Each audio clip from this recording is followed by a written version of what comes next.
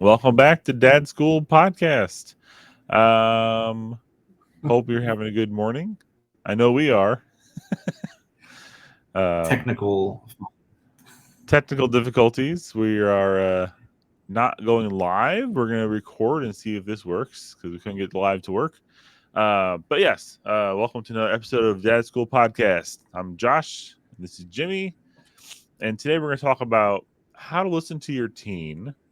Uh, Breaking through that teen silent wall that we may or may not be experiencing in our parenting journey at this stage in your life. And if you do not have teens, this episode can still be for you. It's a good reminder of things to keep in mind as you enter into that period of your life with your children when they become a teen and they start growing. Um, like, might ask yourself, what's a teen silent wall? What kind of issues might we encounter? What do you think, Jimmy? You have any off the cuff stories of issues that you encounter, or is your life perfect with your teen right now? Oh, it's amazing. Well, I mean, like my brief little caveat is going to be kind of, before we had kids, we were married for about 6 years before we had any kids, and we'd be walking through the grocery store or whatever and seeing the other parent with child throwing tantrum, screaming, throwing things, and in the back of your mind, you go, my kids are never going to be like that. And so I almost feel a little bit the same way. Well, and then you get revenged on later after you have kids. That's the the punchline of that story. And then you have kids who Revenge on. occasionally throw, yeah, you have kids that throw tantrums. But so we, our oldest is 13 and going to be 14 in just a few weeks. So we're just getting into that realm, and it's going to be tempting to be, oh yeah, well, that's not going to be a problem. That's going to be something that we have, but uh, it absolutely is. Now is the time for us to be aware of it and be thinking through things. There have been, a couple of times where she might want to be up in her room on her own, and she's trying to sort through her thoughts or her feelings of whatever is going on, and or just busy. There's just the busyness of so many things on the calendar, and then we're just not in the same room. We're not near each other because there's just so many things going on. So sometimes silence isn't even a wall of a decision from frustration or anger or sadness or something like that. It's just we're just never in the same room. And how do we get through that one too? Yeah, and I've noticed as my kids collectively have gotten older, um, I'm less of their go-to for every single moment of their life, like I used to be. I have twin. Shoot, how old are they now? 12. I think they're 12 now. Yeah, let's go with 12. 12-year-old girls. So like next year they're gonna be entering the teen realm. And I have a 14-year-old son, and I have a younger 6-year-old right now. But I've noticed over the years, leading up to my son being a teen now, that he's increasingly been more self-sufficient. He, does all of his he can do his dishes. Not that he does it better than most. My girls are the same way. Like they're able to do more things without me having to be there. So here's the thing: you come in the door, they have headphones on, they're in their own little world doing things. They're not rushing to you like they used to. And as dads, that changes a little bit for us. We had to we had that joy initially, of everyone rushing to us, or maybe they didn't, and that's what you wish you had. But um, now they don't. So it's a shift for us as dads to live through as well. Um, Now, what's going on in the teen's life, like to make this happen? Right, they're getting older, like Jimmy said. They're going through changes, getting their independence. They're figuring out who they are, what they like to do, and oftentimes it might not be like they try what dad likes, and they like, oh, that's maybe not for me. And as a dad, that could hurt not to have that buddy next to you interested in everything you're interested in. You take it as rejection because you feel like they don't want to be around you anymore. And that's, I guess we're here to tell you that that is a form of rejection, yes, but it doesn't have to be how it seems. Like, your kids aren't rejecting you, they're not walking away from you, um, unless they're physically saying, "I'm walking away from you and leaving," then that's a different conversation. But in general terms, just them wanting to do their own thing doesn't necessarily mean that you've lost your kids, right? Um, and our first reaction is to try to, uh, double down on what we were doing before, and, we try harder to fix it, and then we end up pushing them away more because they want to express themselves. They wanna be, figuring out who they are and what they like, and not necessarily they don't want dad hovering there, forcing them to be the same little girl or little boy they used to be. Um, I mean, I'm just now seeing that tightrope walk. I would kind of call it maybe of I want I want my girls to develop autonomy so that as they become adults, they are capable and able of making competent, wise decisions. But then at the same time, they're kids in my mind, and to a large extent, they still are. And so sometimes their choice making abilities are at a children's level. So I need to kind of step in and maybe uh, uh, help redirect, but finding that balance of, okay, you can make this decision yourself, or I need to give more direction here. That's just a fun challenge, still trying to navigate that already. yeah, and so we're gonna go through a couple different tips that we've gathered together, um, to maybe help you think about what you can do, and evaluate what you are doing, and add to what you're not, hopefully. So by no means is this an extensive list. This is not the end all see all, but I like to think that this is probably a great, uh, it's a good checklist, a good filter just to high level look at what you're doing. Okay. And some of these things might apply to you, some of them might not. But either way, as a dad, um, parenting your child, I think these are good things just to keep in general in your mind. So we'll start with the old listening before you speak, listening before you reply, and listening before leading. Okay, and there's biblical foundation in everything we do, right? And if we're not looking at the Bible, um, with a lot of these things, we're not starting in the right place, in my opinion. So First James 19. Know this, my beloved brothers, let every person be quick to hear, slow to speak, slow to anger. Now, we've all heard this in some way, shape, or form, in some capacity, and we understand that it means you shouldn't just blurt out what you're thinking right away without thinking and trying to understanding what that person is trying to communicate to you first. And if you think you know right away and can respond quickly and accurately, maybe this is the reminder you need to slow down still and just pause. Um, because us as dads, we are always in fix it mode, right?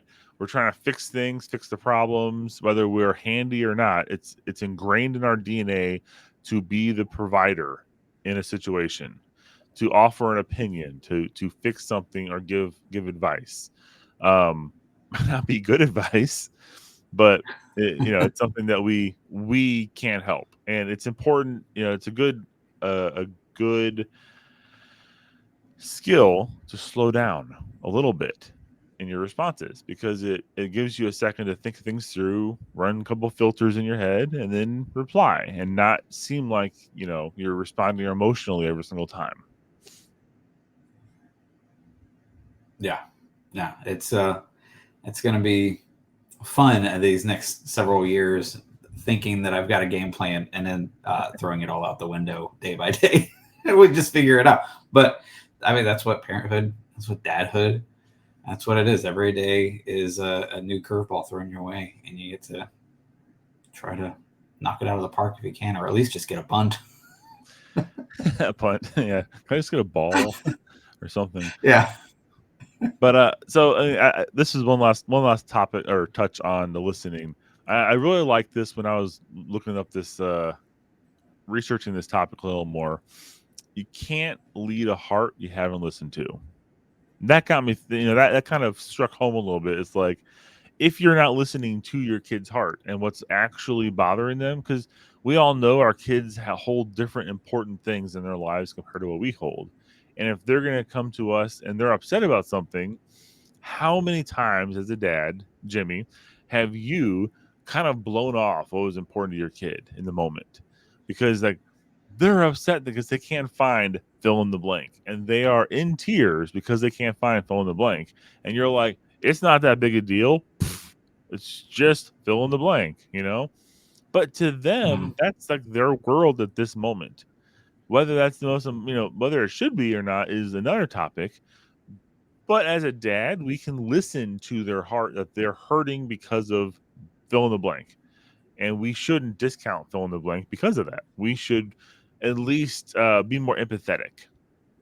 That could go a long way in any situation. If our kid feels like we care a little bit, other than just the cold, callous, suck it up, buttercup, that sometimes you want to say to them. So I thought that was a pretty Sometimes I cool. feel like that one's on repeat in my head.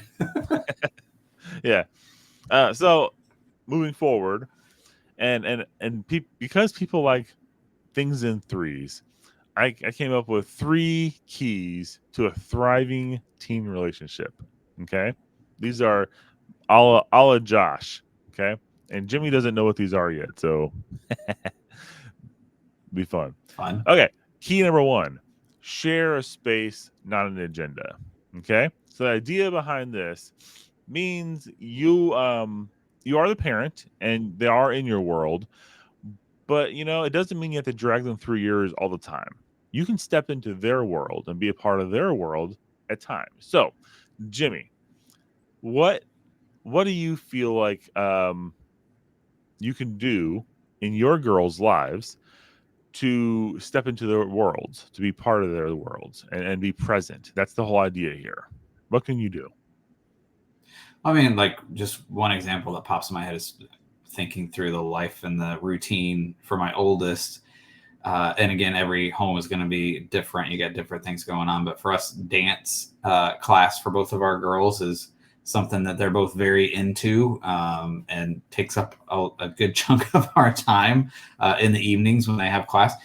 In the studio that our girls are a part of, once a month, they have what's called Watch Week. And that's where they, out in the hallway, the parents can sit and they open the blinds into each of the dance studios that the kids are practicing, and the parents can sit and observe. I mean, the doors closed, so the parents can't be the softball parent who's yelling in at the coach or something like that. But you're able to just observe and be present. And um, and my daughter, my oldest, she still loves those weeks that I get to go and be out there, be present, and get to observe what she's into. This is what she's doing. She still invites me. She's like, Daddy, I really like you to be there for that. And that's exciting and that's great. And I pray that there's not that day comes where she's like, I don't want you out there. But as I'm sitting there, the number of times I see the parent sitting on the bench next to me and they're just their heads down and they're just in their phone, the whole Yeah. time. And I'm looking in the window, I can see all of the other kids are looking out to, like, is my mom, is my dad, are they Yep. watching? Do they see what I'm up to? And so there's that temptation that, I could just be sitting, I could be reading, I could be dual tasking at this moment, but my daughter has invited me to be present in a moment that's important to her, and I have to actively make that choice. Yes, I'm going to be present at this time. It can be so easy for me to, I've got some errands to run, or I've got some news to read, or a podcast to listen to, or something, and completely check out and be physically in the same building, but am I actually present with you in the thing that you invited me to? So hopefully as she ages older, I keep making wise choices in that, and that's what's kind of front and foremost for me at the moment.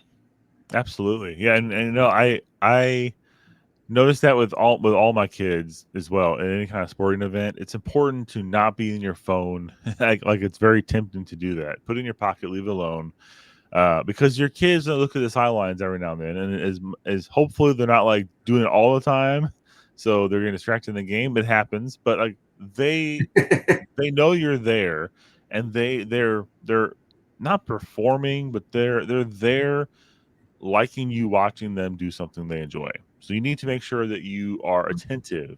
You give them thumbs up. You know, you're not being that disconnected dad. You need to be present, and that's basically all I had for the boys' side as well. I mean, whether no matter what it is, sitting with my son if he wants to watch a movie or if he wants to go someplace, letting him lead the charge, letting him actually um, dictate what we do, and not just me coming in and stomping over everything. Like we're doing this is how we're acting, this is what we're doing.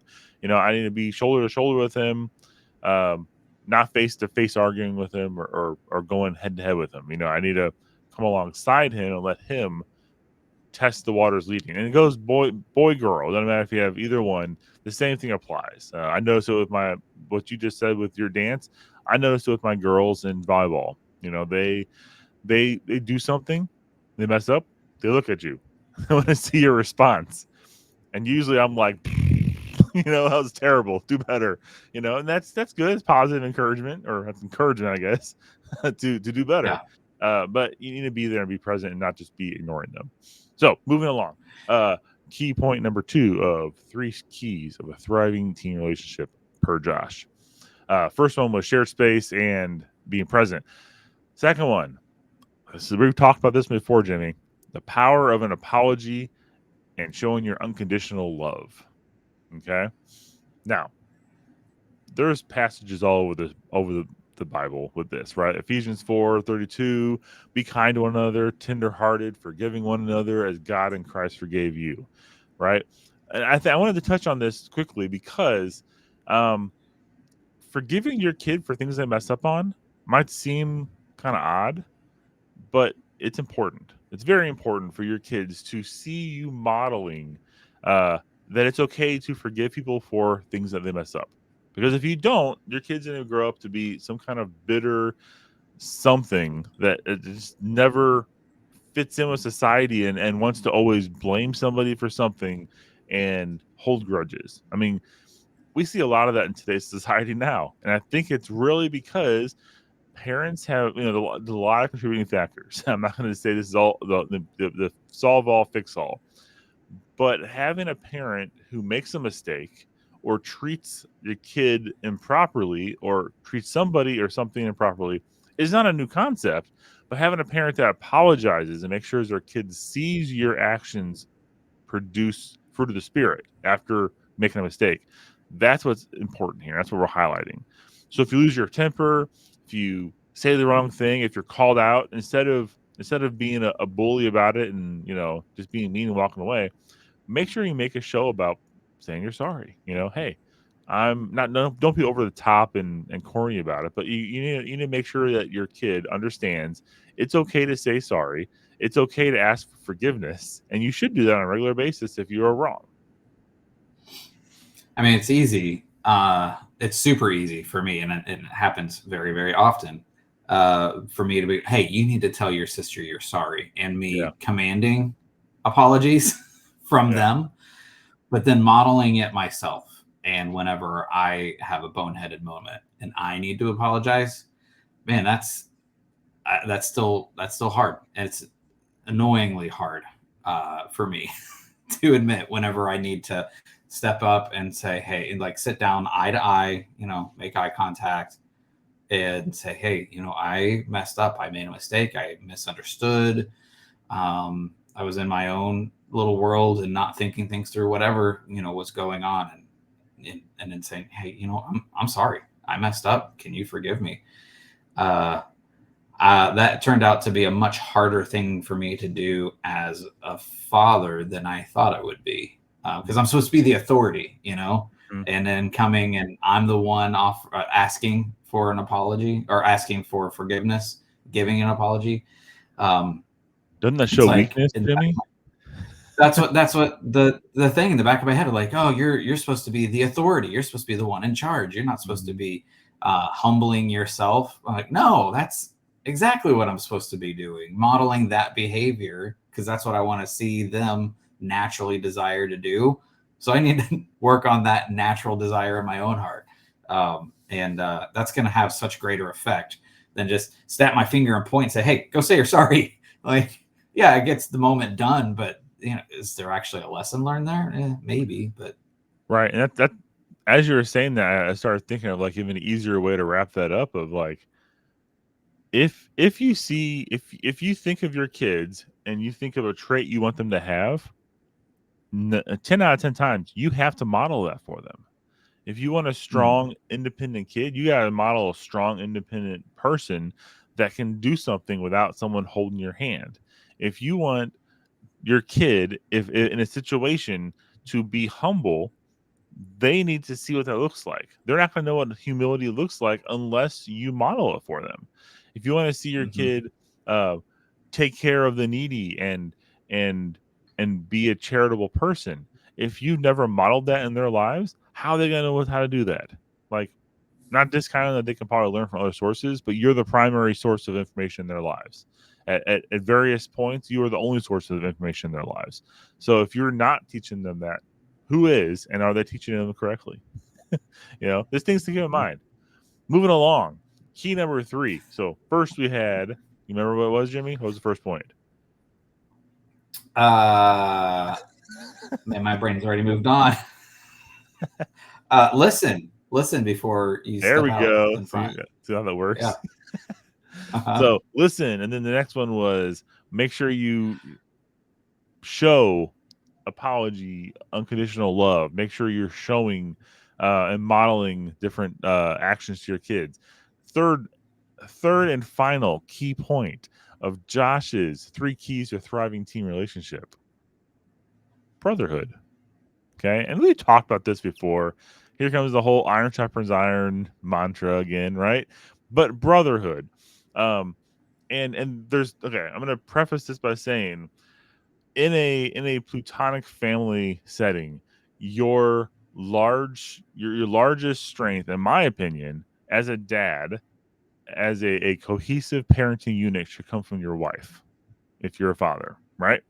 You should lean on each other. You should work together through your problems. You should be um, in the ideal setting. You should be modeling the perfect marriage, if you will.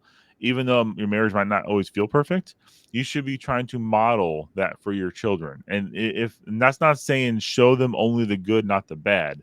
They have to learn how you guys handle as parents strife as well, because someday when they get married in a relationship, they're going to use their parents and how they handle situations and strife together as a model of what they think should happen. So if they grew up with parents who fight all the time, they're going to expect to fight with their future spouse. If they grew up with parents who sat down and talked through problems and were unified in their approach in life, they're going to expect that from their partner as well.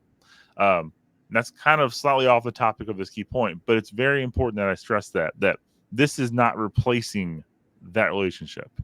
But in a father's life, brotherhood is very important, and that is a emotional connection to another male who has like-minded values as you. That's how I want to define this. It's not going to help me, my kids, or my family in general if I connect with somebody all the time who is a piece of garbage in society's eyes. Not saying that society's eyes is always correct. I should probably back that up. Piece of garbage in biblical eyes, right? I don't care about society. I care about if they're a biblically founded worldview person. Okay. If they believe in sound doctrine, if they believe in good morals, if they believe in the right things. We don't want our kids and our family influenced by the wrong people.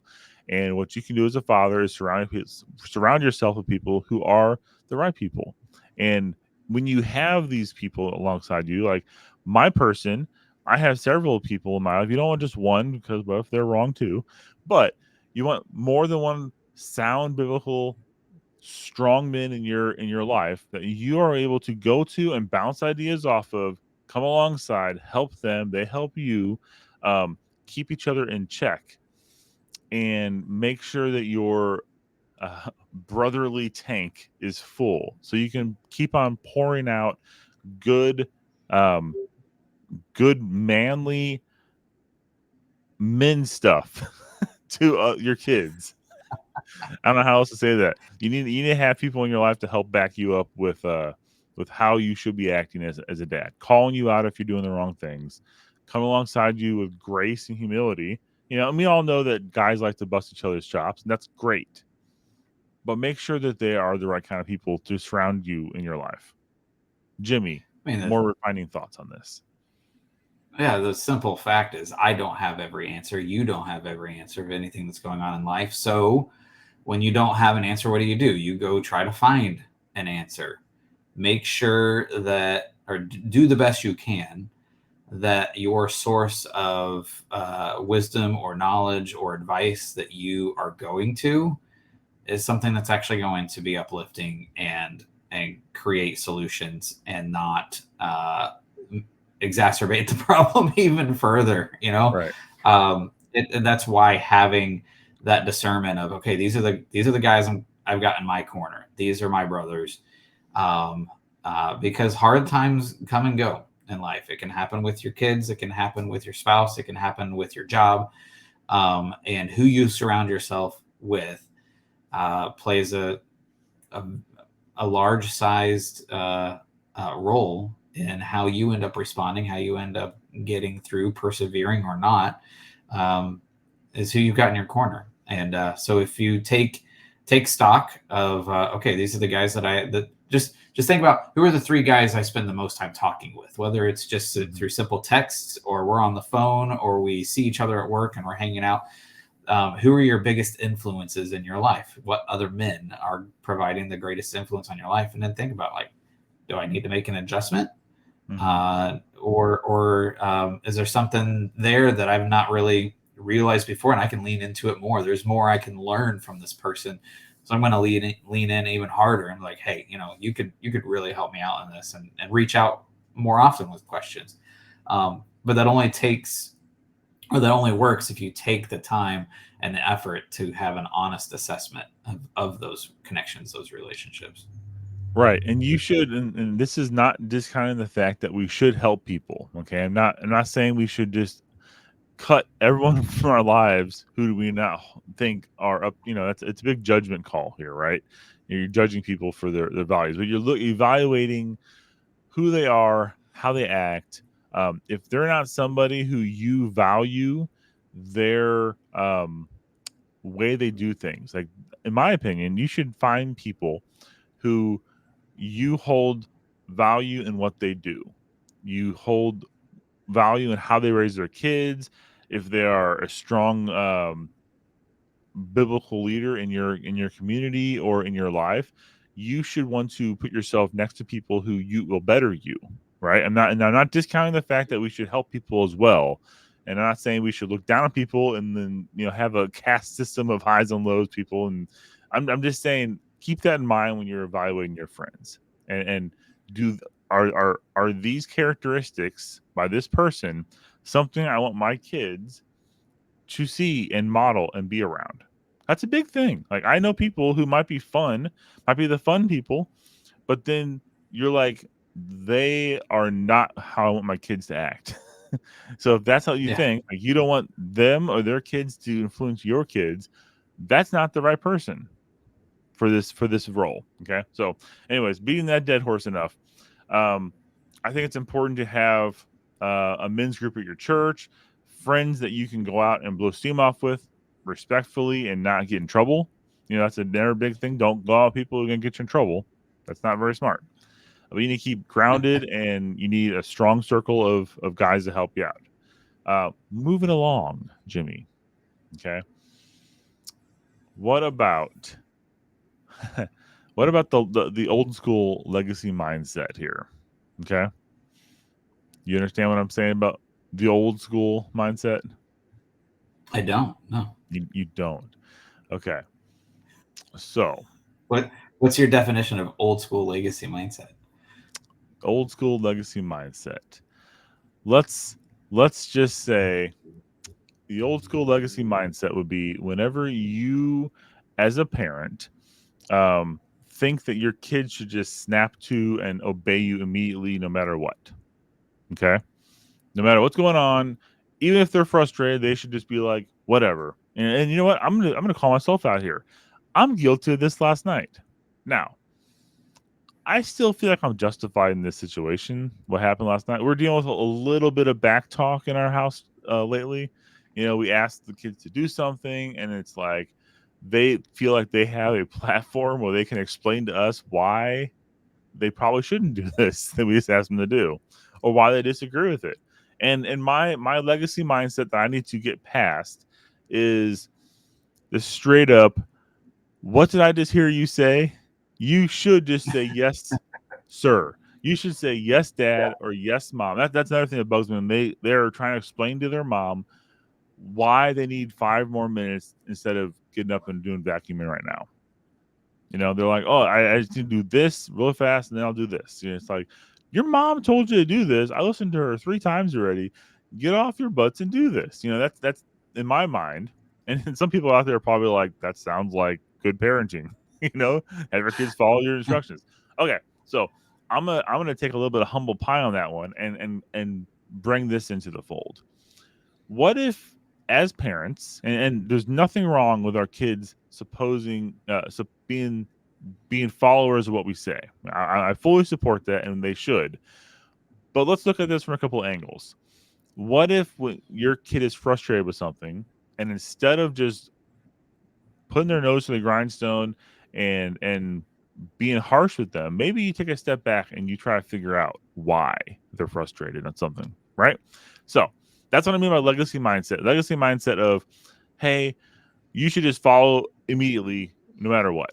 Okay, so they're becoming teens now. That's the whole topic of this story. And if you have like 6 year olds, ignore this because your kids should listen to you.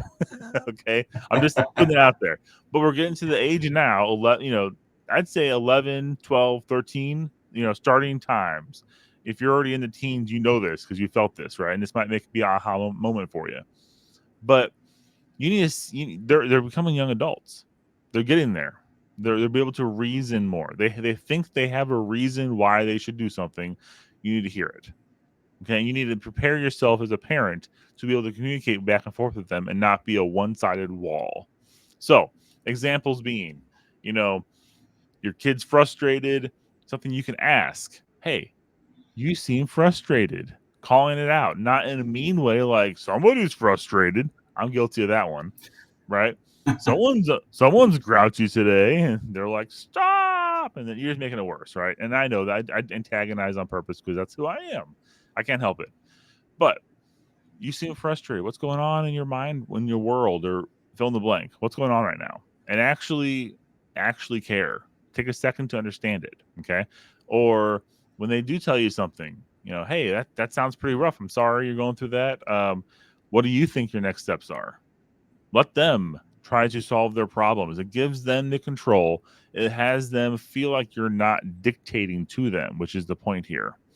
Um, and then if you don't understand what they're saying, tell them that, but not in like, I'm just not getting it. I don't understand you. You gotta be like, hey, I don't understand you're going through. I can't understand blank. Can you teach me how this goes? Can you teach me what's going on? I want to learn. I want to understand. And you need to have that mindset more and more as your kids get older, because you can't have a 14-year-old, a 15-year-old, a 16-year-old who is not heard by their parents. You know, their parents can at that point in their lives, they should understand how to respond to their parents. They should understand how the society works in your household. Now, I'm not saying that some families don't have problems with that, but there are many other issues at play other than just the simply your kids not wanting to listen to you and respond to you correctly. And a lot of times it starts with you and how you're responding to them and how you're acting. Thoughts, Jimmy? I mean, kind of the way I think through some of that is almost like the old idea of apprenticeships.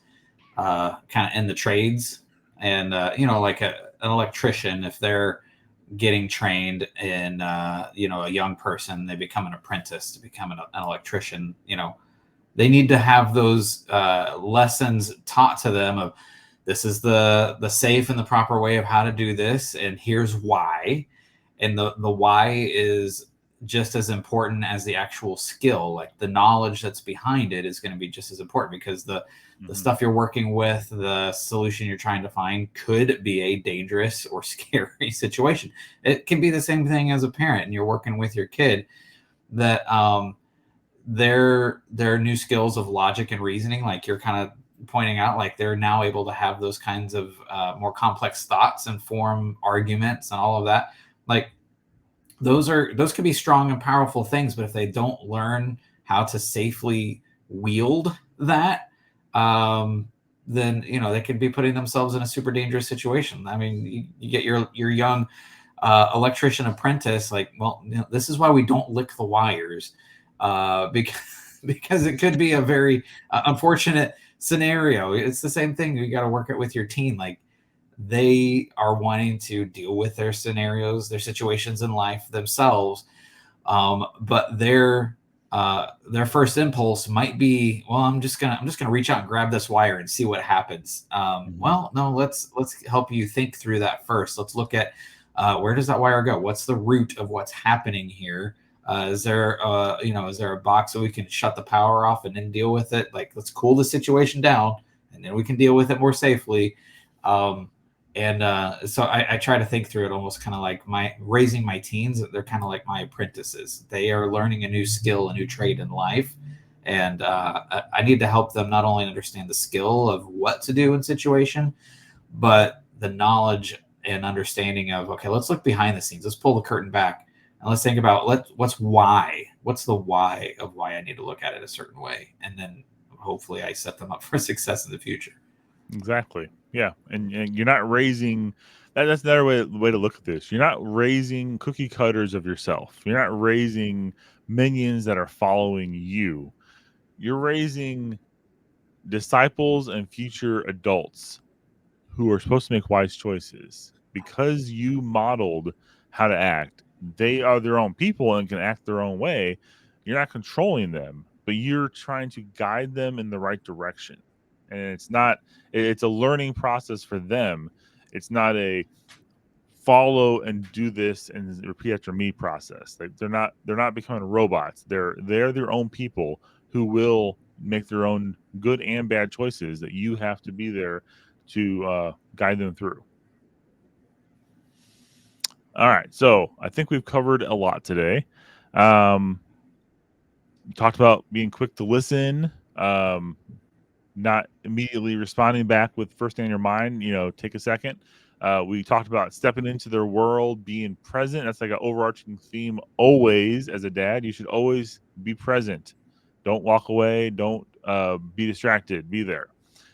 We talked about modeling how you should act as a dad, how your daughter or son sees you treat people, how you are surrounding how you act, and then that leads into who you're surrounding yourself with and how they act, and how you interact with those people and how they strengthen you, how you draw from um, influential people in your life to be better and pass them along to your kids. And then finally, we talked about coming alongside your kid and drawing their heart out and being listening to them and trying to reason with them, trying to treat them as the young adult they're going to you know become when they're through this confusing teen stage. You're helping them get through there, but you're showing them that you're adding value to their intelligence, and you value their input as well. That's going to go a long way in the future. So, Jimmy, what kind of dad challenge we have this week for people? We want you to think through who you got in your corner to help sharpen you.